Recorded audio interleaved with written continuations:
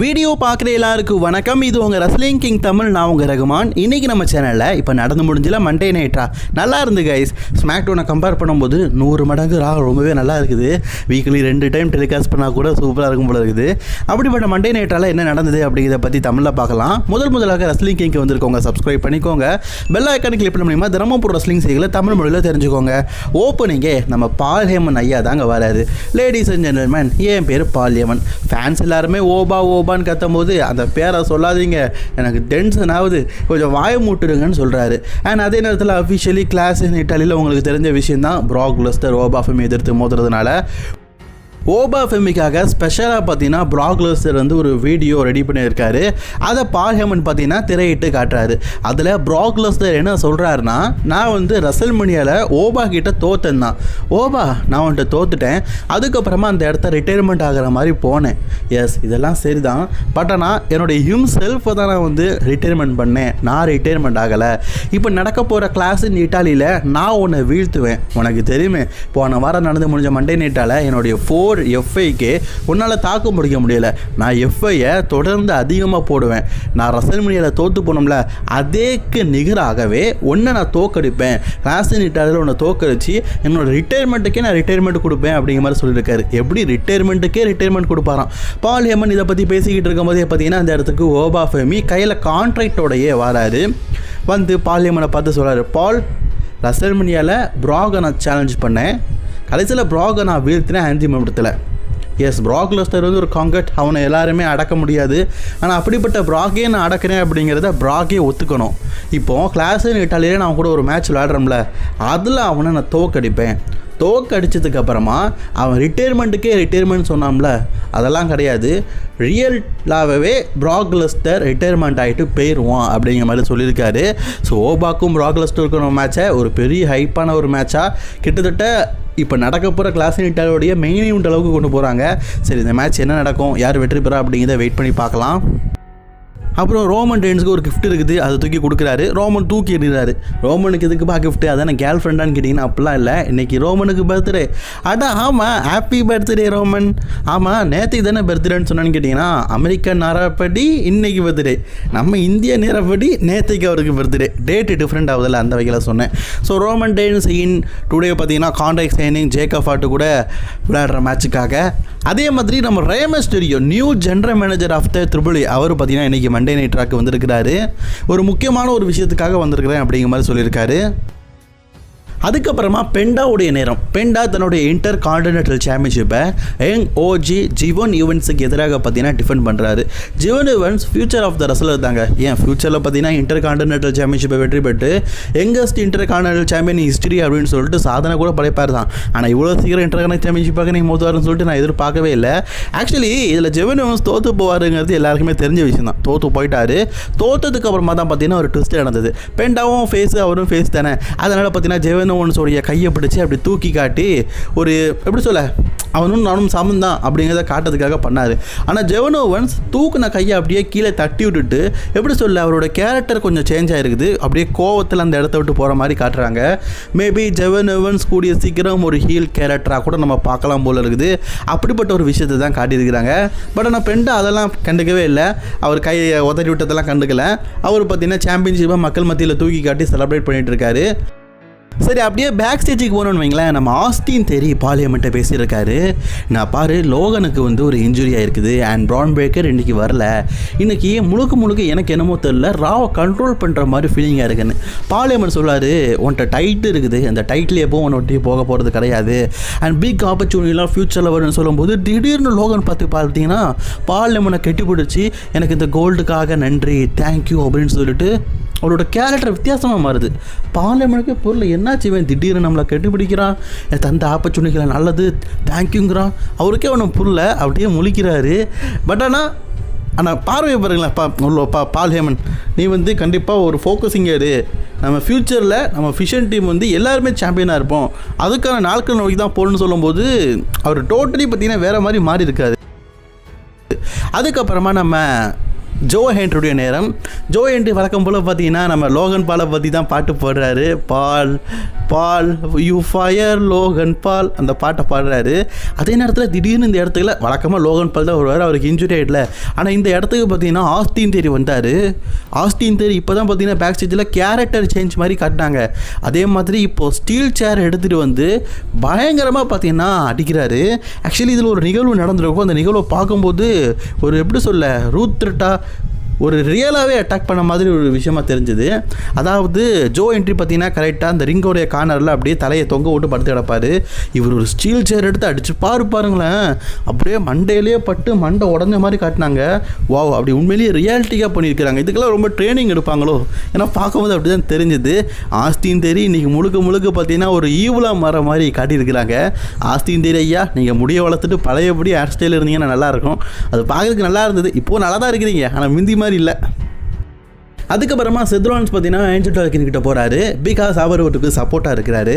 நாம் இப்போ விஷயம் எதிர்த்து மோதிக்கிட்டு இருக்கிறோம். கண்டிப்பாக விஷயம் ஒரு நாள் வரட்டும்னு சொல்லும்போது அந்த இடத்துல நக்கல் அடிச்சுக்கிட்டே பார்த்தீங்கன்னா மாண்டஸ் வராது. மாண்டஸுக்கு செத் ராலின்ஸ் பிடிக்கல.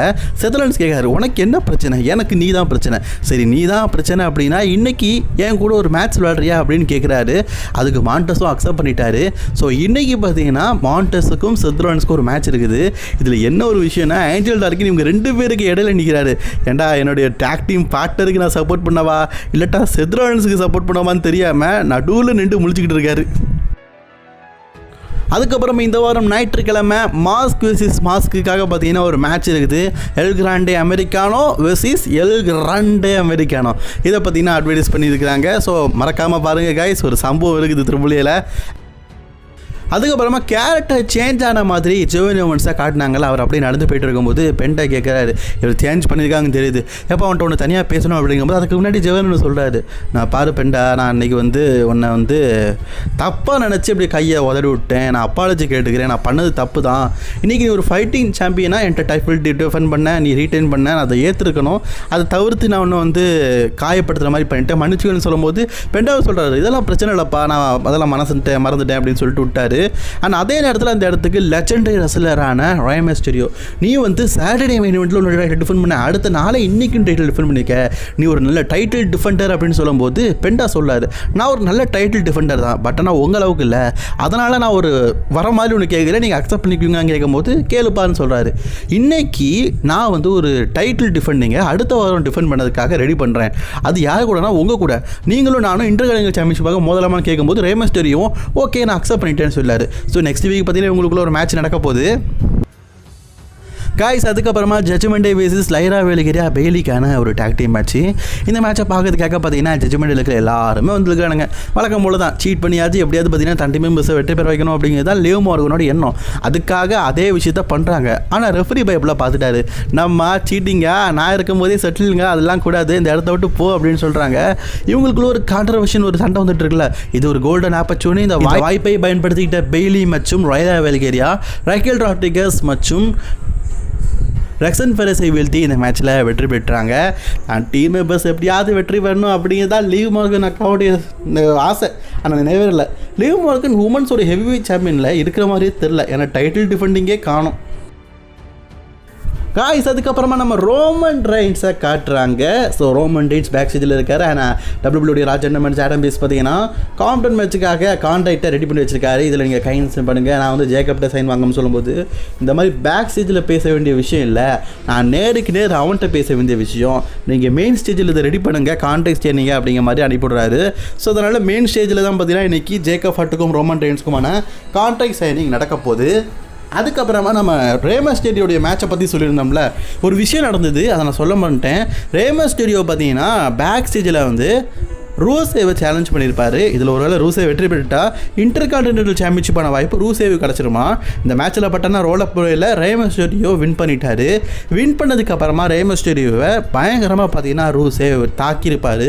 அப்போ அந்த இடத்துக்கு டிராகன்லி வந்திருப்பார். ஆக்சுவலி ரூசேவ் மட்டும் அட்டாக் பண்ணல, அவர் கூட சேர்ந்து ஈத்தன் பேஜும் சேர்ந்து ரே மிஸ்டீரியோ பயங்கரமாக அட்டாக் பண்ணியிருப்பாங்க. அந்த இடத்துல டிராகன்லி வந்துட்டாங்க.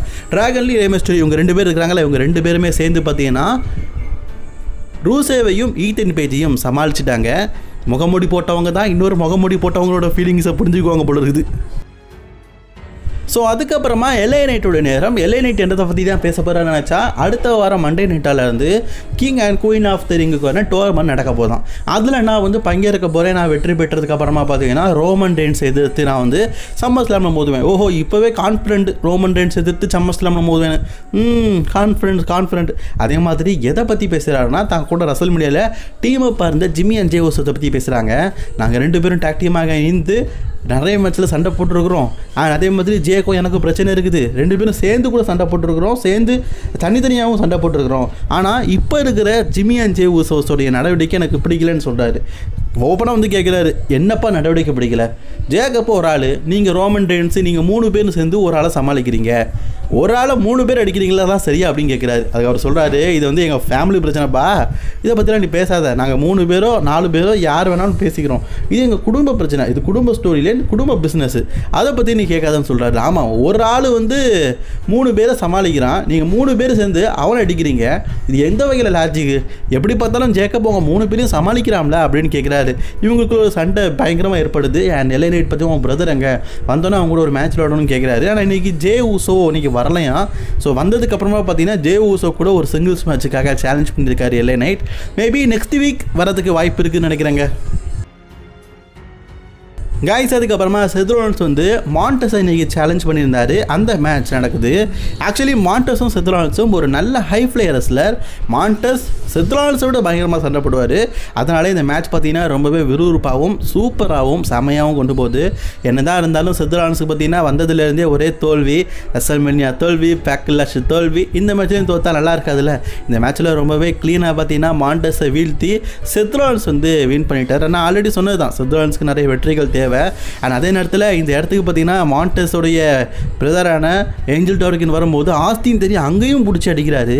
ஐயோ ஆஸ்தின்னு, உனக்கு என்னையா வேணும்? எங்கே போனாலும் வளைச்சி ஒவ்வொருத்தரையும் அடிச்சுக்கிட்டே இருக்கிற. அது மட்டும் அடிச்சது மட்டும் இல்லாமல் அந்த இடத்துல பார்த்தீங்கன்னா அந்த ஒரு ஸ்டீல் சேர் இருக்குல்ல, அதை எடுத்து அவரை அட்டாக் பண்ணுறாரு. அதாவது ஆஸ்தின் தேரியுடைய மனசில் யாரோ, நீ தான் ஆஸ்தின் தேரியுடைய மனசை யாரோ கலைச்சிருக்காப்பா.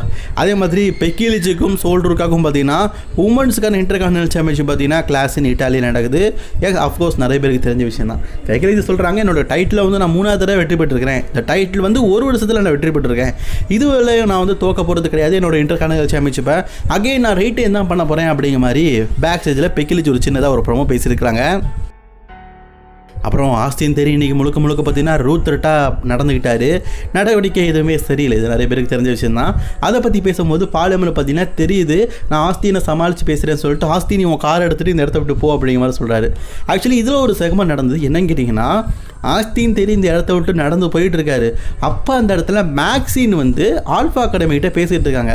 அப்போ லைட்டாக ஒரு கண்ணு தாங்க காட்டுறாரு. ஓஹோ, அப்படி போகுதா? சரி. ஆஸ்டின் கண்ணை காட்டினோன்னே நான் வரேன் அப்படின்னு சொல்லிட்டு போகிறாரு. ஓட்டி சொல்கிறாரு, நம்ம நடக்குது இங்கே குல்ஃபியா, எனக்கே குல்ஃபியா அப்படின்னு கேட்குறாங்க. அவனை பற்றிலாம் தப்பாக நினைக்காதுப்பா, அவன் பியோர் பேபி, நான் வாரேனே அப்படின்னு சொல்லிட்டு போகிறாங்க. 2 பேர் நினைக்கிறானுங்க, நாங்கள் 2 பேர் முரட்டாலாக இருக்கிறோம், என்னை விட்டுட்டு அவங்க கூட போகிறல, என்கிட்ட இல்லாதது அப்படி அவன்கிட்ட என்னது இருக்குது அப்படிங்கிற மாதிரி ஓட்டிஸ் பார்க்காரு. நெக்ஸ்ட் வீக் இட்டாலியில் தான் பார்த்தீங்கன்னா ரா நடக்குது. ஸோ அதனால் பார்த்தீங்கன்னா டேட்டு டைம் எல்லாமே சேஞ்ச் ஆகும். ஸோ இது நிறைய பேர் தெரிஞ்ச விஷயம் தான். அது மட்டும் இல்லாமல் பார்த்தீங்கன்னா நம்ம ஆடம் பியர்ஸ் வந்து பார்த்தீங்கன்னா இப்போ ஒரு முக்கியமான அனௌன்ஸ்மெண்ட்டை சொல்லதுக்காக வந்திருக்காரு. Yes, main event of the time contract signing Jacob ஹார்ட்டுக்கும் ரோமன் ரெயின்ஸுக்கும். ஜேக்கப் ஹார்ட்டு வராரு, கான்ட்ராக்டை பார்க்காரு, சைன் போட்டதுக்கப்புறமா அவருக்கு தான் தெரியுமே உள்ளுக்குள்ளே ஒரு குரங்கு குட்டி இருக்குது. திடீர்னு பார்த்தீங்கன்னா எல்லாத்தையுமே உடச்சி போட்டு அராஜகம் பண்ணுவார். கேட்டால் நான் வந்து அன்ரூலர், என்னை கட்டுப்படுத்த யாருமே இல்லைன்னு சும்மா நிற்கிறாரு. செக்யூரிட்டி மேலாம் தூக்கி எறிகிறாருங்க.